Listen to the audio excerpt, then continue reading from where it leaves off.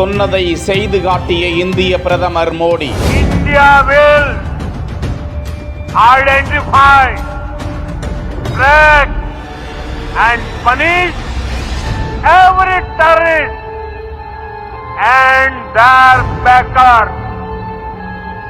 We will pursue them to the ends of the earth. எதிர்பாராத வேளையில் நள்ளிரவு நடந்தது என்ன?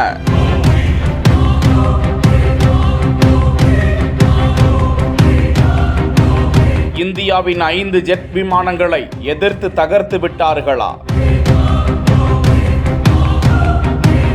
கடந்த வாரமே பெஹல்காம் தாக்குதலுக்கு கண்டனம் தெரிவித்து இந்திய பிரதமர் மோடி பேசிய போது தீவிரவாதிகளை அவர்களை ஆதரிப்பவர்களை கண்டறிந்து தாக்கும் நடவடிக்கையில் இந்தியா ஈடுபடும் என்றும் பயங்கரவாதிகள் உலகில் எந்த மூலையில் ஒளிந்திருந்தாலும் அவர்களை அழிக்கும் வரை ஓய மாட்டோம் என்றும் பகிரங்கமாக பேசியிருந்தார். இந்த நிலையில்தான் மோடி சொல்லியிருந்தபடியே ஆபரேஷன் சிந்தூர் தாக்குதலை இந்தியா தொடங்கி இருக்கிறது. பாகிஸ்தான் மற்றும் பாகிஸ்தான் ஆக்கிரமிப்பு காஷ்மீர் என 9 இடங்களில் பயங்கரவாத முகாம்களை குறிவைத்து இந்த தாக்குதல் நடத்தப்பட்டுள்ளதாக தகவல்கள் வெளியிடப்பட்டுள்ளன.